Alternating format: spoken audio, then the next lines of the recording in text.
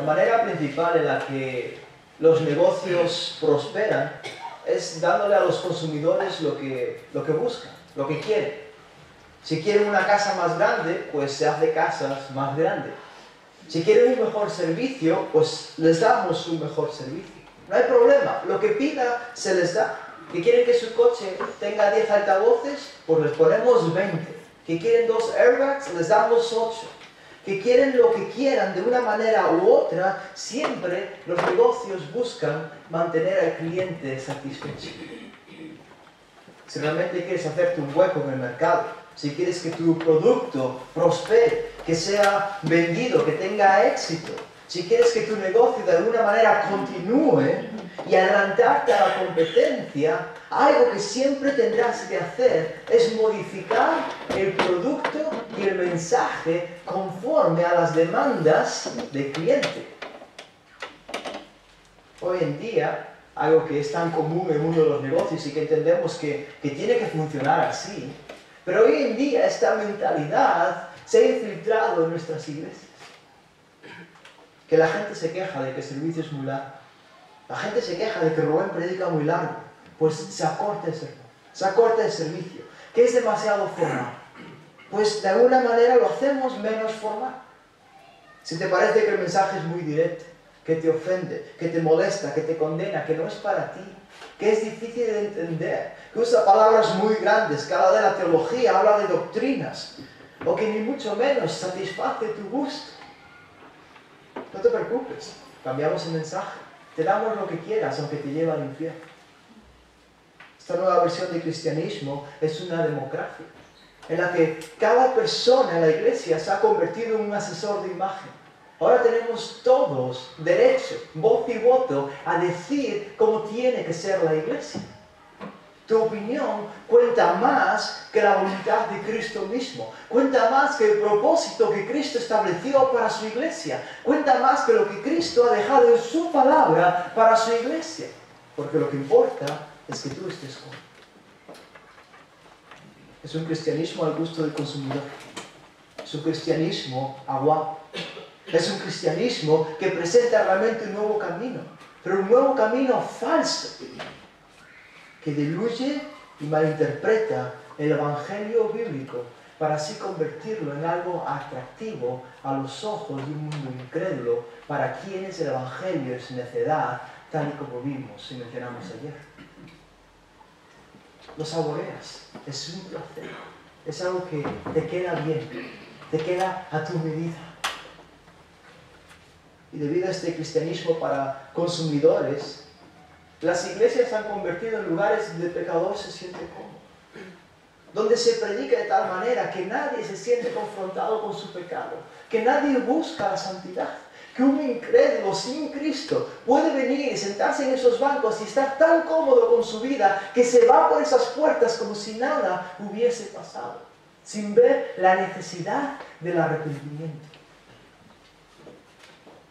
Lamentablemente, pensar así y presentar este tipo de cristianismo contradice lo que la Biblia enseña.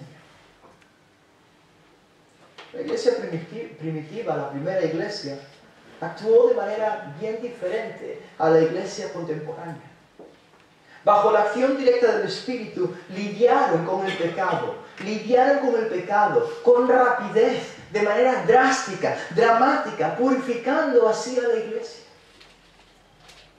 La pureza era la prioridad del Espíritu, era la prioridad de la iglesia, hasta el punto que aún el Espíritu mismo, Dios mismo, quitó la vida de Ananías y Zafira porque mintieron a Dios, porque no eran puros, porque pecaron.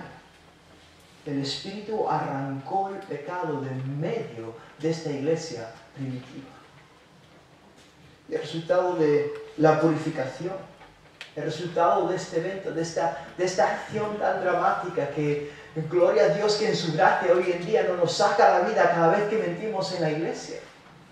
Si no, no sé cuántos de nosotros caeríamos muertos ahora mismo. Pero el asunto es que el resultado de esta purificación fue un crecimiento. La iglesia creció. Un evento que a nuestros ojos, a nivel humano, humanamente hablando, pensaríamos que espantaría a todo el mundo, resultó que esa iglesia trastornó a todo el mundo, impactó a su sociedad. De la misma manera, nosotros debemos ser tajantes con el pecado, tanto en nuestras vidas como individuos, pero también y principalmente, que es el tema que nos atañe como iglesia.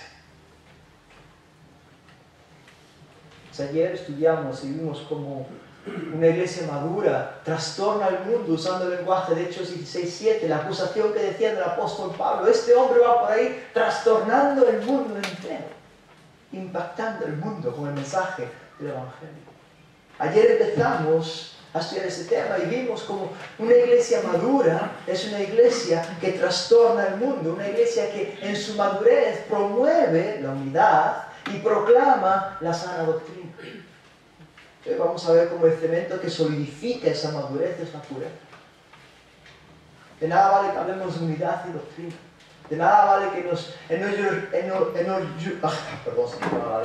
nos jactemos positivamente de nuestra doctrina bíblica, de lo bien que conocemos las Escrituras, de la supuesta unidad que tenemos, si no somos una iglesia que lidia con el pecado, si luego somos permisivos con el pecado en nuestras vidas. Motivo por el cual hoy vamos a estudiar Hechos 5, versículos 12 al 16, como tenéis en vuestras hojitas, donde, por cierto, si queréis podéis tomar notas al final. Y en este pasaje vamos a ver dos razones por las que la pureza debe ser el elemento central de la iglesia. Dos razones por las que la pureza debe ser el elemento central de la iglesia. Así que con esto en mente leamos Hechos 5, versículos 12 al 16. Y dice así, leo: por mano de los apóstoles se realizaban muchas señales y prodigios entre el pueblo, y estaban todos unánimes en el pórtico de Salomón. Pero ninguno de los demás se atrevía a juntarse con ellos. Sin embargo, el pueblo les tenía en gran estima. Y más creyentes en el Señor, multitud de hombres y de mujeres, se añadían constantemente al número de ellos, a tal punto que aún sacaban los enfermos a las calles y los tendían en lechos y camillas para que al pasar Pedro siquiera su sombra cayera sobre alguno de ellos. También la gente de las ciudades en los alrededores de Jerusalén acudía trayendo enfermos y atormentados por espíritus inmundos, y todos eran sanados. La iglesia había sido inaugurada recientemente en el día de Pentecostés, algo que vemos en Hechos 2. Y desde ese día, nos cuenta Hechos 2:42, que los creyentes perseveraron en la doctrina de los apóstoles, en la comunión, en la oración, el partimiento del pan, lo que se convirtió en la savia para que la iglesia creciera, para que la iglesia madurase. Y fue esa madurez que la providencia de Dios preparó a la iglesia para la persecución inminente. En Hechos 4, un capítulo anterior, que estudiaremos el domingo con más detalle, vemos como ya se podía vislumbrar en el horizonte, tras el arresto de Pedro y Juan, que la persecución iba a llegar, que la iglesia iba a enfrentar dificultades por causa del Evangelio. Y a raíz de esta adversidad y como resultado de la comunión y el mismo sentir, los creyentes comenzaron a proveer unos para con otros. Comenzaron a suplir las necesidades que empezaron a surgir a raíz de la oposición que había contra la iglesia. Lucas nos cuenta en Hechos 4, versículos 32 a 37, que fue el pasaje que estudiamos ayer por la noche, que los cristianos de la iglesia, de la primera iglesia, en respuesta a la unidad y a la sana doctrina, fueron generosos, que vendieron sus posesiones, vendieron sacrificadamente para conseguir ganancias, para poder dar y ofrendar, para que los apóstoles pudiesen distribuir ese dinero para administrarlo según las necesidades que había presentes en la iglesia. Y de estas personas fue José, levita, natural de Chipre, a quien también se le conoce por Bernabé. Y parece ser que la generosidad de Bernabé hizo que fuese un hombre apreciado en la iglesia, un hombre que tenía un buen nombre, porque era un hombre generoso, un hombre a quien la comunidad de los creyentes respetaba. fama y renombre, que de alguna manera vemos al principio del capítulo 5, una historia que bien conocemos, que Ananías y Zafira intentaron usurpar, intentaron falsificar. Ananías y Zafira vendieron su propiedad, pero se quedaron con parte del dinero y mintieron diciendo que estaban dando todo lo que habían conseguido. Dejaron que Satanás llenase sus corazones. Y qué triste es que se diga algo así de una persona. Mintieron a Dios de tal modo que el Espíritu actuó al instante y cayeron muertos. Dios los mató. Esta iglesia primitiva trastornó al mundo, impactó al mundo, porque fue una iglesia pura que confrontó el pecado. Hechos 5, 12, 16, el pasaje que estaremos viendo esta noche, demuestra cómo el crecimiento y la madurez de la iglesia es el fruto de su pureza y su disposición a lidiar con el pecado presente en medio nuestra bajo la dirección directa del Espíritu en obediencia a la palabra. Como hijos de Dios, que tenemos el Espíritu Santo, el mismo Espíritu que quitó la vida a Ananías y Zafira porque mintieron, morando en nosotros, no podemos crecer, madurar, impactar a nuestra sociedad siendo benevolentes con el pecado. Por lo tanto, es de extrema importancia que la pureza realmente sea nuestra prioridad. Como resultado de la acción divina que cortó de raíz el pecado de Ananías y Zafira, un gran temor vino sobre toda la iglesia y todos que supieran estas cosas. Lo que nos lleva a los versículos que vamos a estar viendo esta noche, Hechos 5, 12, 16. Donde, como mencioné, aprendemos dos razones por las que la pureza debe ser central en la vida de la iglesia. La primera razón que estudiaremos es que la pureza en la iglesia es prioritaria porque impacta al mundo. La pureza es prioritaria porque impacta al mundo. Versículos 12 y 13. Los versículos de 14 a 16 estudiaremos que la pureza en la iglesia es prioritaria, es central, es vital, porque edifica a la iglesia. Impacta al mundo, edifica a la iglesia. Veamos de nuevo Hechos 5, versículos 12 al 13, donde veremos la primera razón, que es que la pureza en la iglesia es prioritaria porque impacta al mundo, trastorna al mundo. Por mano de los apóstoles se realizaban muchas señales y prodigios entre el pueblo, y estaban todos unánimes en el pórtico de Salomón, pero ninguno de los demás se atrevía a juntarse con ellos. Sin embargo, el pueblo les tenía en gran estima. En estos versículos aprendemos cómo la pureza impactó al pueblo que lo rodeaba. No podemos separar este mensaje de su contexto. No podemos separar lo que pasa en estos versículos del contexto anterior. Necesitamos entender este pasaje a la luz de Hechos 5, del 1 al 11, donde se nos relata la historia de Ananías y Zafira. Una historia bien conocida por todos, una historia que resumí justo hace unos minutos, y en la que podemos observar claramente cómo la impureza de dos personas afectó a toda la iglesia. En Hechos 4, Lucas narra cómo Pedro y Juan fueron arrestados por el Sanedrín y se les prohibió que no podían continuar predicando en el nombre de Cristo. El Sanedrín los amenazó. Sus vidas estaban en peligro. Uno lee esa historia, uno lee ese pasaje y piensa, se armó, ahora la iglesia está en peligro. Los líderes de Jerusalén quieren destruir a la iglesia. Nos quedamos abrumados pensando, pobres cristianos, porque estaban bajo esa presión social, esa persecución inminente, esa oposición por causa del Evangelio. Realmente era una amenaza que ponía a la iglesia en peligro, pensamos. Sin embargo, lo que observamos es que la auténtica amenaza que resultaba en un peligro para la iglesia no era la persecución, no era el Sanedrín, sino que era el pecado que había en medio de la iglesia. El peligro no venía de afuera, El peligro estaba dentro. El verdadero peligro era que aquellas personas impuras continuaban siendo benevolentes con su pecado. Su mente se centraba solo en lo terrenal, en sus placeres personales. Ananías y Zafira pusieron sus ojos en las ganancias, en lo terrenal. Su pecado no fue que dieron parte del dinero, sino que anhelaron recibir la misma gloria que Bernabé. Anhelaron tener la misma reputación, el mismo respeto, querían la misma fama, estaban codiciando la alabanza de los hombres, lo que les llevó a mentir al Espíritu, a mentir a Dios.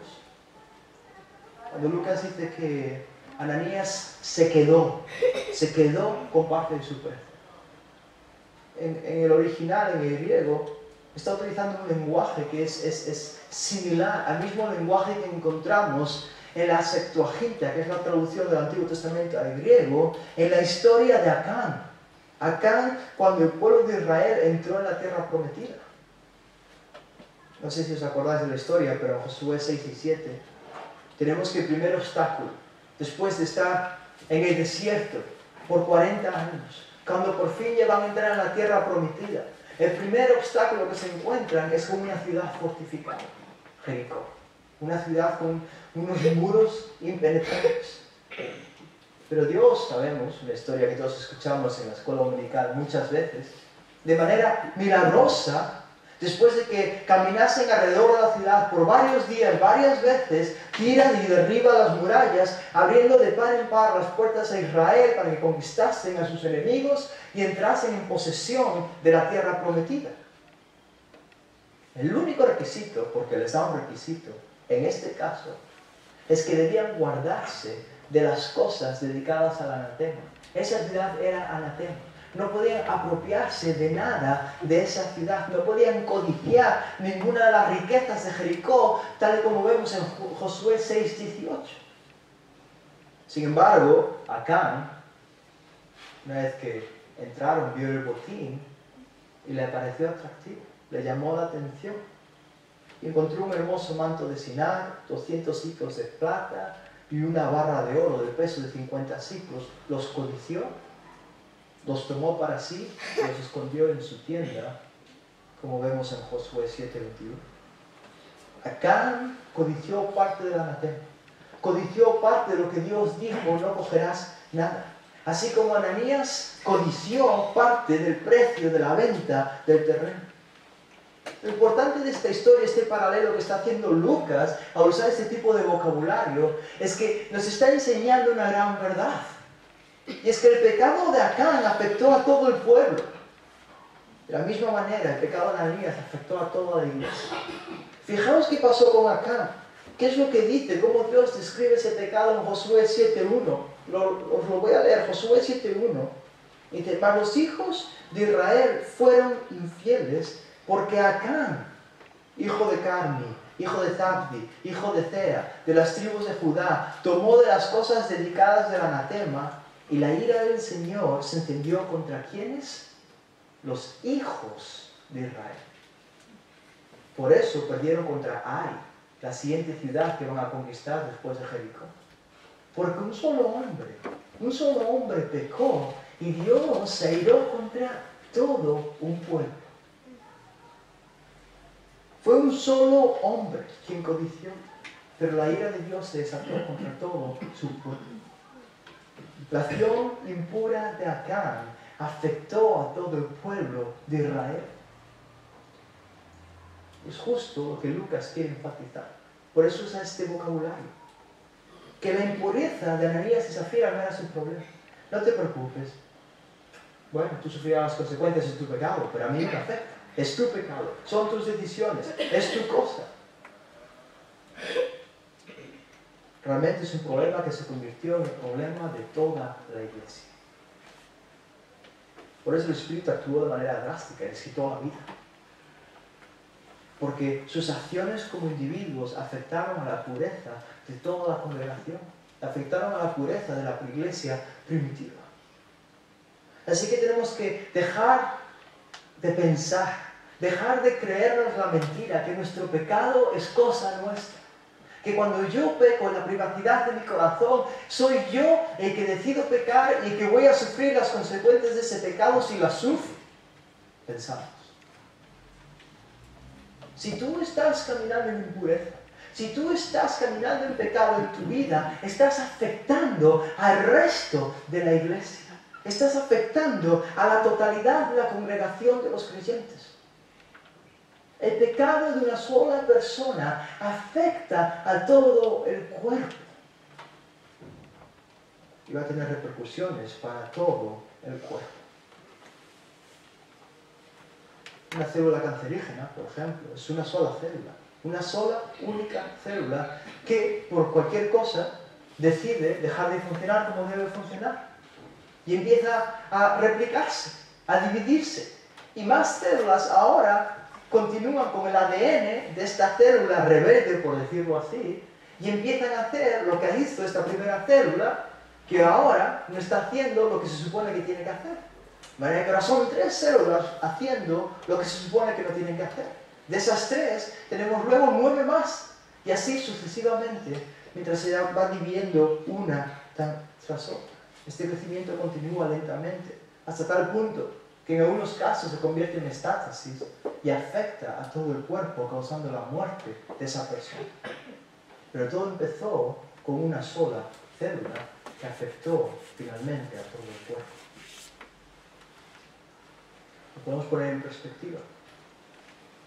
¿Qué pasó con Adán? ¿Acaso nosotros diríamos que comimos del fruto prohibido? Estábamos allí en el jardín del Edén, físicamente, junto con Adán y Eva, y comiendo del mismo fruto que Dios dijo, no comerás. No, ninguno de nosotros estaba allí. Pero ¿sabes qué? A no ser que Cristo venga antes, todos nosotros, ¿qué va a pasar? Vamos a morir. ¿Por qué? Por el pecado de un solo hombre. Por su pecado. No solo nacemos con la naturaleza pecaminosa de Adán, sino que nacemos ya en pecado, culpables de muerte. Un solo hombre pecó y Dios condenó a toda la humanidad. Cada ser humano, cada niño, por muy inocente que nos parezca a nuestros ojos, que nace merecedor del infierno. Ahora, con esto en mente, pensando en las consecuencias que tú estás sufriendo del pecado de Adán, la enfermedad, la debilidad física, tu propio pecado, la muerte. Con esto en mente, vete a Adán y dile, oye Adán, no te preocupes, tú come del fruto, es tu pecado, es tu cosa. Haz lo que tú quieras porque solo te va a afectar a mí, perdón, a ti. No tiene repercusiones para mí, solo tú vas a sufrir las consecuencias de tu pecado. Pero la historia, y la Biblia enseña, pero la historia demuestra claramente que no es así. Que el pecado de Adán trajo condenación a todos los hombres. Fue por él que entró la muerte en el mundo. Y el mismo principio sucede en la iglesia. Como cuerpo de Cristo que somos, todos somos los miembros unos de los otros. Todos somos parte del mismo cuerpo. Por lo tanto, mi pecado y vuestro pecado tiene repercusiones en las vidas de los demás. Cuando yo peco va a repercutir en vosotros. Cuando vosotros pecáis va a repercutir en mí. La iglesia de Jerusalén estaba creciendo como la espuma. Y es en medio de este crecimiento cuando la amenaza verdadera surge, que fue el pecado de Ananías y Zafira. Dios vivió con esta amenaza y este peligro de manera directa y drástica. De tal forma que la madurez y el crecimiento de esta iglesia no se viese afectado por el pecado de estas dos personas. Así que realmente lo que podemos aprender, lo que queremos enfatizar una y otra vez esta noche es que es la pureza de la iglesia la que impactó al mundo y no al revés. Hacernos más atractivos a los ojos del mundo no va a causar un impacto que lo va a trastornar. No va a causar que el evangelio avance. No va a causar que imitemos la conducta de la iglesia primitiva. Si somos una iglesia que impacta al mundo, si queremos ser esta iglesia que trastorna nuestra sociedad, se va a manifestar entonces, o se manifestará en nuestra actitud, que realmente estamos en contra del pecado. en nuestras vidas y en la iglesia. Que nuestra disposición y rapidez a lidiar con el pecado es algo que realmente nos caracteriza en nuestras vidas. Y todo esto es de gran importancia para entender estos versículos, para entender Hechos 5, de 12 al 13. Porque estos versículos no están constituyendo una nueva sección desconectada de lo anterior, sino que continúan hablando de la pureza de la iglesia y de su crecimiento.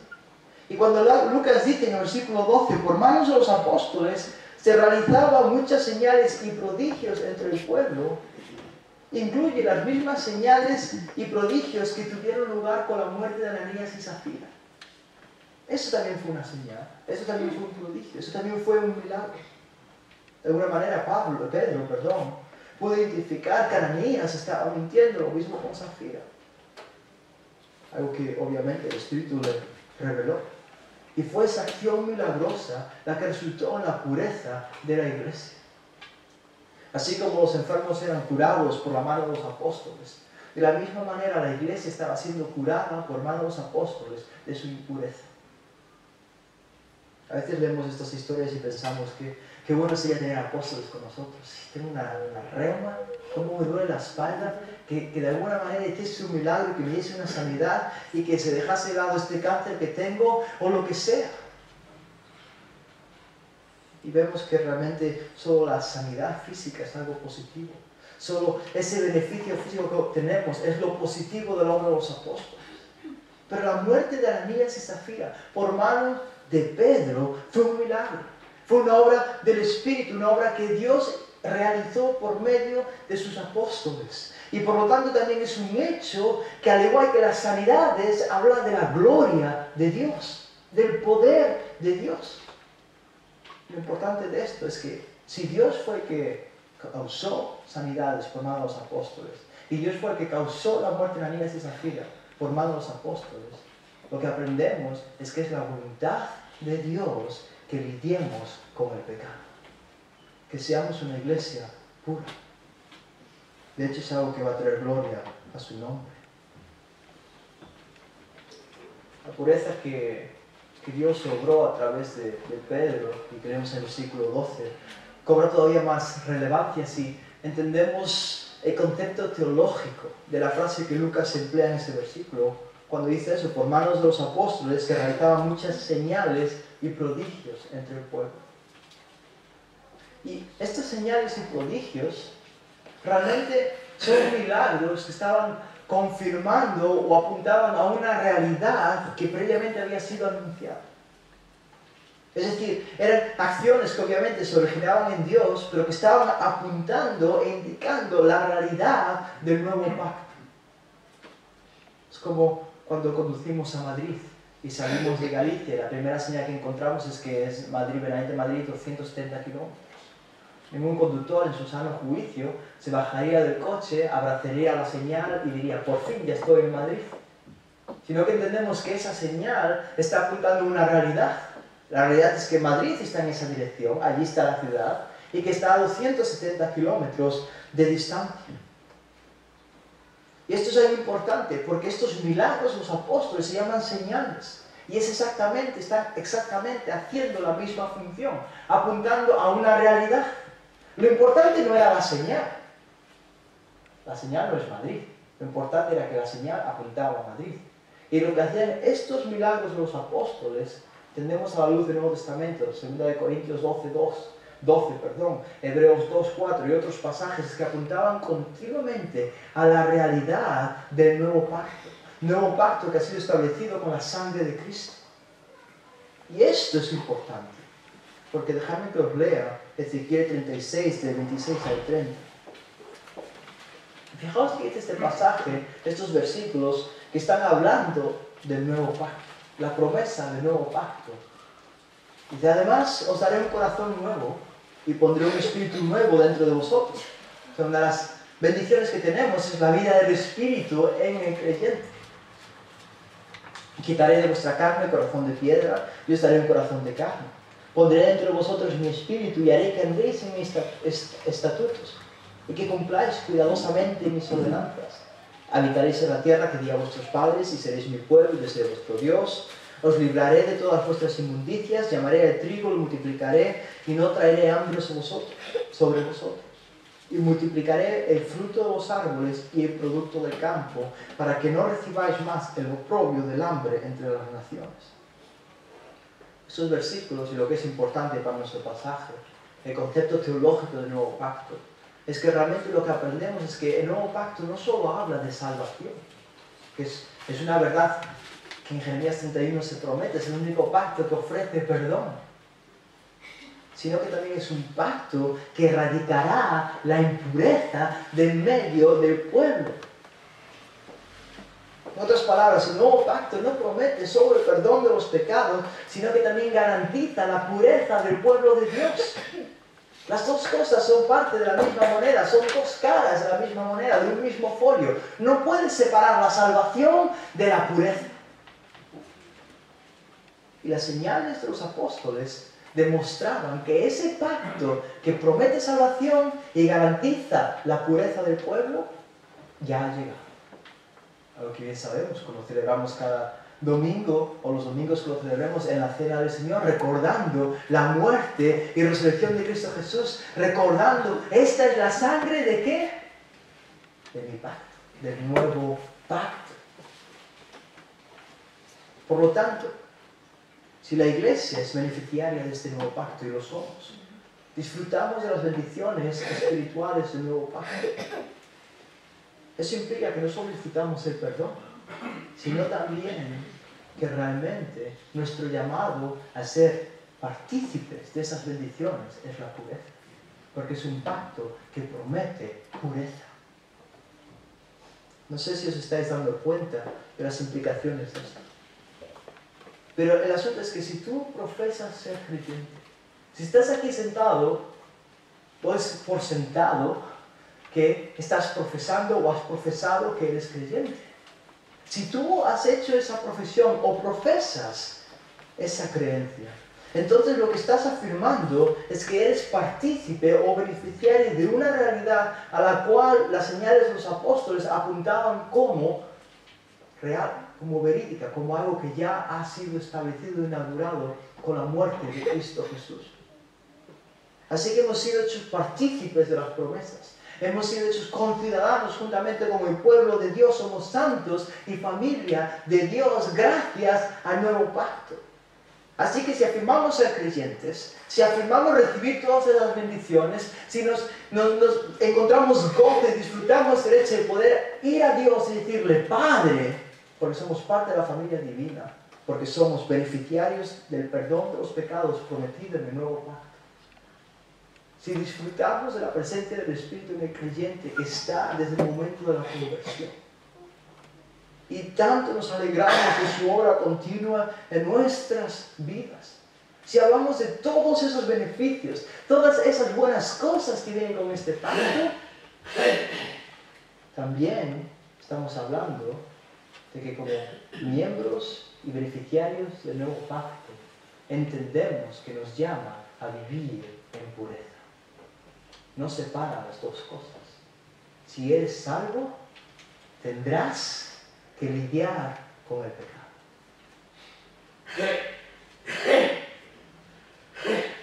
Por lo que si tú realmente afirmas que eres salvo, lo que estás afirmando es que tienes un compromiso ante Dios por el poder del Espíritu a luchar contra el pecado. No puedes decir que eres hijo de Dios, que eres beneficiario de este pacto, que costó la vida del Hijo de Dios, y luego no ser drástico con el pecado, no ser tajante con el pecado, vivir como un auténtico demonio.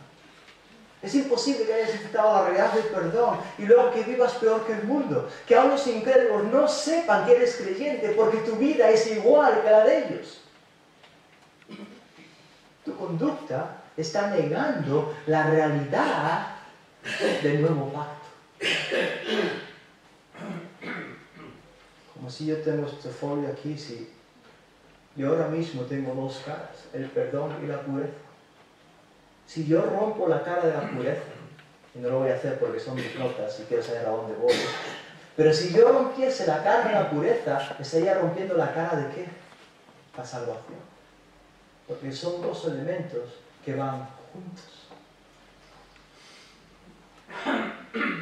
Las señales de los apóstoles, la obra de Pedro, con el milagro de la muerte de Ananías y Zafira y con el milagro de las sanidades que hicieron, apuntaban a esta realidad gloriosa de que como hijos de Dios salvos por el Espíritu, somos beneficiarios de un pacto que garantiza nuestro perdón seguro en Cristo y garantiza y asegura nuestro llamado a lidiar con el pecado.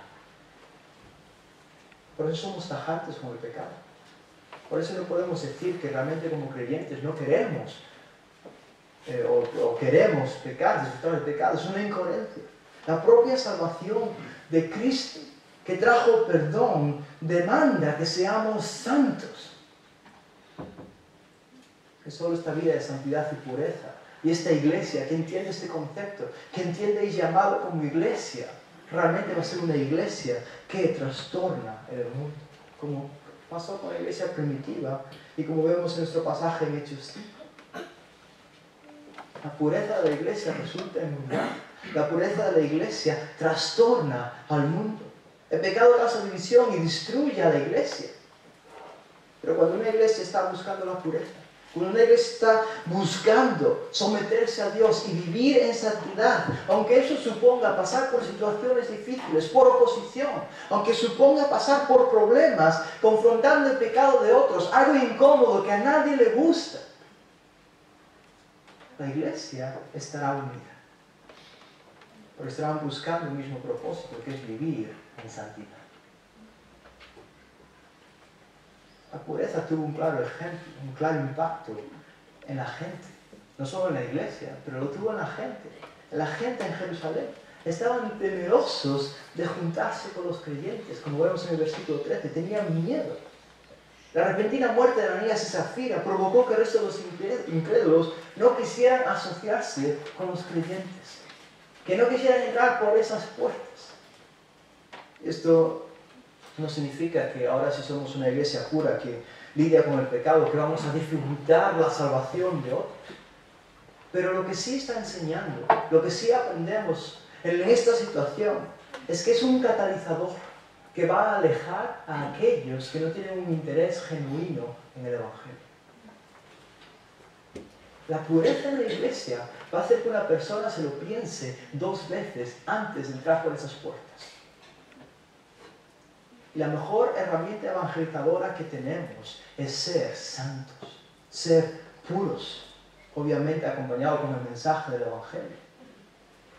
Pero una iglesia comprometida con la verdad y entregada a mantener la pureza de su congregación, lidiando severa y drásticamente con el pecado, va a espantar a aquellos que quieran vivir una doble vida. Va a espantar a aquellos que quieran comportarse como ángeles benditos el domingo sentados en ese banco y el resto de la semana como demonios perdidos entregados a su pecado. No van a sentir la necesidad de unirse a una iglesia así.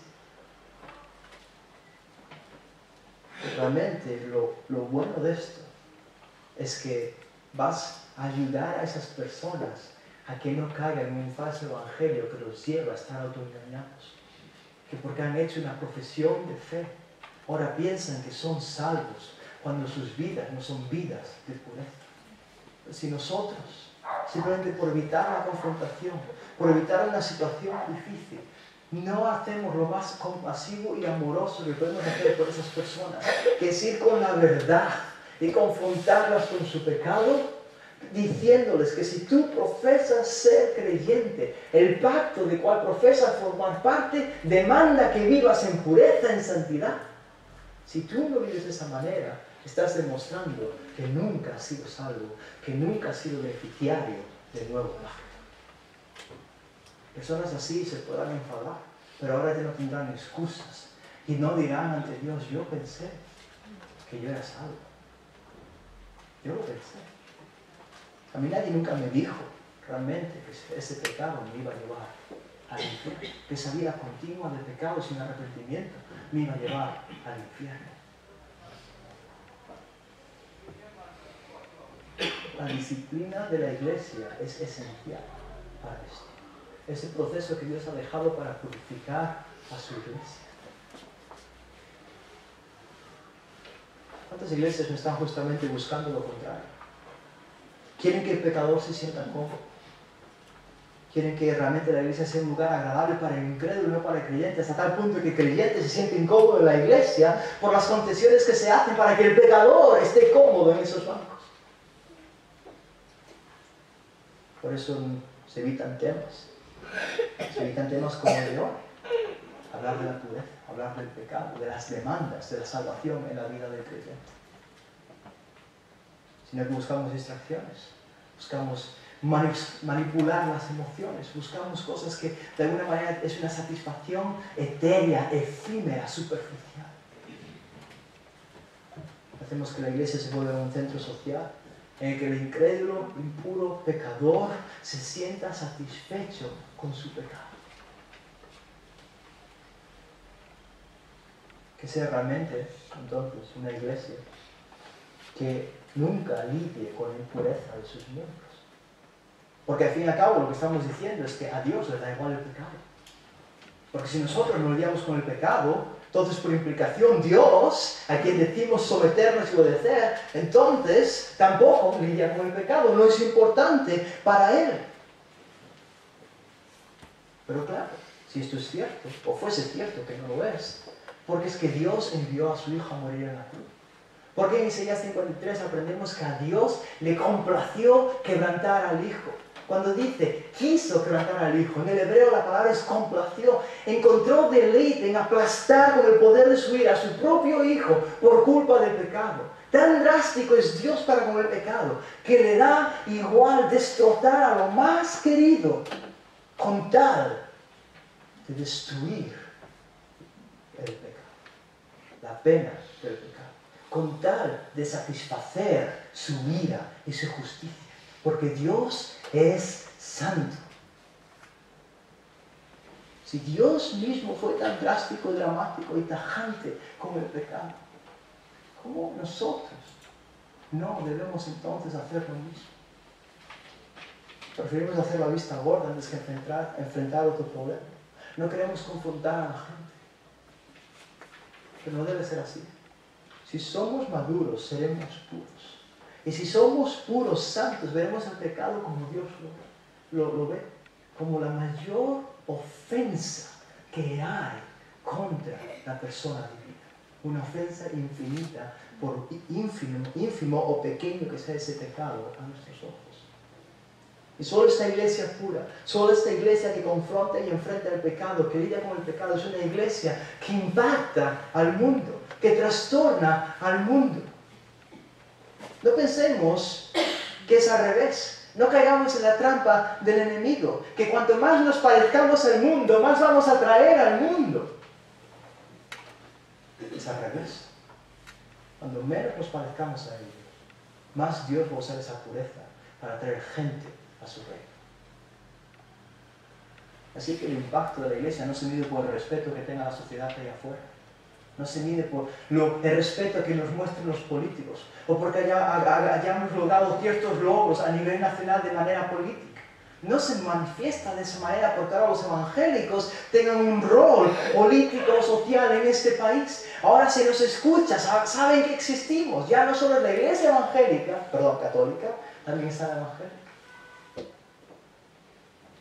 El impacto no se mide de esa manera. El impacto se mide por la pureza, por nuestra santidad. Lo que nos lleva a la segunda razón de por qué la pureza es central para una iglesia madura que trastorna el mundo. Es que la pureza en la iglesia es prioritaria porque edifica a la iglesia. No solo impacta a los perdidos, sino que edifica a los creyentes. Veamos de nuevo Hechos 5, de 14 y 16 y vamos a verlo rápidamente. Y más creyentes en el Señor, multitud de hombres y de mujeres, se añadían constantemente al número de ellos, a tal punto que aún sacaban a los enfermos a las calles y los tendían en lechos y camillas, para que al pasar Pedro siquiera su sombra cayera sobre alguno de ellos. También la gente de las ciudades en los alrededores de Jerusalén acudía trayendo enfermos y atormentados por espíritus inmundos, y todos eran sanados. Estos versículos son la prueba de que realmente la disciplina del Señor en la iglesia luchando tajantemente contra el pecado, resulta en crecimiento. A menudo pensamos que si confrontamos a la gente, realmente nuestras iglesias van a quedar vacías. Que la gente, las pocas ovejas que nos quedan, pues que se acabarán yendo, porque a nadie le gusta que se metan el dedo allá. Pensamos. Pero el efecto es justo lo contrario. La iglesia creció tanto que hasta Lucas perdió la cuenta. Hasta ahora Lucas está diciendo, tal día se añadieron 3.000, tal día se añadieron 5.000, y ahora ya no saben ni cuántos se añadieron, fueron tantos, y dice, tantos. Continuamente el Señor seguía añadiendo más y más. El temor de los incrédulos no pudo detener la obra del Espíritu.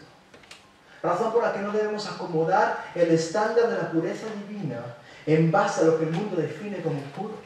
Nuestra pureza, lo que entendemos por santidad, es en base a las Escrituras. La revelación que Dios nos ha dado de su carácter en las Escrituras. Así que la pureza, esta pureza, atrae a aquellos que quieren creer. Y solo los que creen en el Señor. Lucas aclara que el mensaje que quería, los que dice que realmente eran aquellos creyentes, versículo 14, en el Señor. Y el término que se utiliza en el original está enfatizando una vez más el señorío de Cristo. Está enfatizando algo que hablábamos ayer y que vamos a seguir repitiendo a lo largo de estas conferencias, el dominio absoluto de Cristo sobre toda la creación. Así que aquellos creyentes que eran añadidos, que hacía que la iglesia creciera, eran aquellas personas que entendían que tenían que someterse a Cristo. Lo que implica entonces que iban a vivir en santidad. No hacían una falsa disociación o separación entre la salvación y la santificación. No decían, vengo a Cristo para que me salven mis pecados, pero luego vivo mi vida como quiero vivirlo. Sino que entiendo, si tengo que venir a Cristo para el perdón, tengo que reconocer que Él es Señor. Por lo tanto, me someto a lo que Él quiere para mi vida. Y como miembro y participante beneficiario del nuevo pacto, sé que lo que Él quiere es que yo sea un hombre y una mujer que viva en pureza.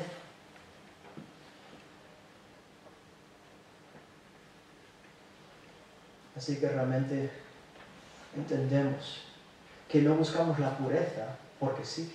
No estamos buscando ser puros porque lo que queremos es que nuestros números crezcan o porque queramos impactar al mundo, aunque sean los dos puntos de este sermón, sino que realmente buscamos la pureza porque entendemos que es la voluntad de Dios, que es la voluntad de nuestro Salvador a quien amamos.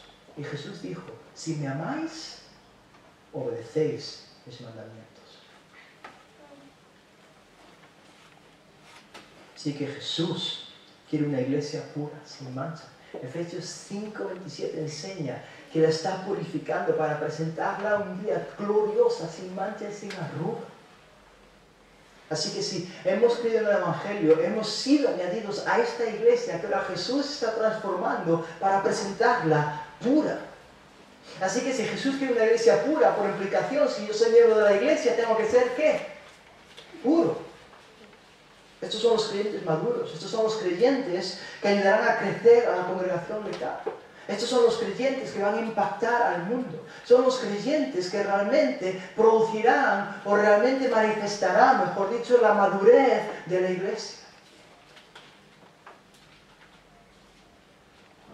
Solo Dios es quien añade a los que creen en el Señor en la iglesia. Pero uno de los canales que utiliza para lograr esto es la pureza de su pueblo. Y una iglesia que crece es una iglesia pura, que es justo lo que usan los versículos 15 y 16.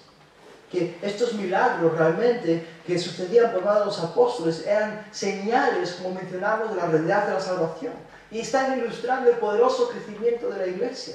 Hasta tal punto que entendían que estos hombres eran tan poderosos por su pureza, aunque entendemos que eran poderosos en el Espíritu, que aún estaban trayendo a la gente para que siquiera la sombra pasase. Imaginaos que alguien, en base a tu pureza, en base a que reconocen que tú eres una persona que has lidiado y lidias tajantemente con el pecado, que reconocen que tienes poder en el Espíritu, hasta tal punto que piensan que tu sombra tiene poder para sanar. Este pasaje no dice si en verdad realmente la sombra Pedro los sanaba, ¿no? Pero sí dice que la gente creía que los podía sanar, porque estaban maravillados del impacto, estaban maravillados del poder de Dios. Y todo por la pureza. Fue esta pureza la que impactó al mundo, la que hizo que la iglesia creciera. La historia de Ananías y Zafira se quedó grabada, créeme. Si estaban en ese servicio, en ese culto, cuando Ananías y Zafira entra con su saquito de dinero y lo pone a los pies de Pedro, mira lo que tengo. Entonces, qué gente tan generosa que vendió su terreno. Y Pedro dice, ¿por qué has mentido al Espíritu y cae muerto ante tus ojos? Te lo vas a pensar 2 veces la próxima vez que mientas, porque se va a quedar grabado en tu retina, te va a impactar. Y ese impacto hizo que la iglesia creciese, madurase. Y de hecho vemos que es la primera vez que se nos dice en Hechos que ahora la iglesia salió, el alcalde de la iglesia salió de Jerusalén. La gran comisión decía ir por todo el mundo, pero empezando en donde, Jerusalén, luego Samaria y después de los confines de la tierra. Y es a la luz, a raíz de este evento, que ahora la iglesia realmente sale su impacto de Jerusalén y crece, y todo por la pureza. La pureza en la iglesia va a resultar en crecimiento. Solo una iglesia que tiene como prioridad la pureza va a impactar al mundo y va a hacer que el creyente crezca. Anselmo de Canterbury dijo lo siguiente, y cito: si en una mano tengo la vergüenza del pecado y en la otra el sufrimiento del infierno, y tengo que escoger entre una de las 2 opciones, o sufrir la vergüenza del pecado o sufrir en el infierno, preferiría ser lanzado al infierno sin pecado, a pesar de todo el sufrimiento, que ir al cielo con la vergüenza del pecado. Fin de la cita. Su prioridad como individuos, al igual que Anselmo, ha de ser vivir alejados del pecado, ha de ser lidiar dramáticamente con el pecado, vivir en santidad, en obediencia a la palabra. Y tan pronto como el pecado surja en nuestra vida, somos tajantes, no solo con el nuestro, sino también con el de nuestros hermanos en Cristo. Usando las palabras de Cristo, si tu ojo te es ocasión de caer, arranca. Si tu mano te es ocasión de caer, corre. Tu ojo derecho y tu mano derecha, 2 cosas buenas, bien apreciadas en la sociedad de la época. Y Jesús dice, es mejor perder algo bueno que te pierdas eternamente en el infierno. Si queremos trastornar al mundo, nuestra iglesia debe asemejarse más y más a Cristo. Y para ello necesitamos ser una iglesia santa, una iglesia pura. Porque Cristo es santo, Cristo es puro.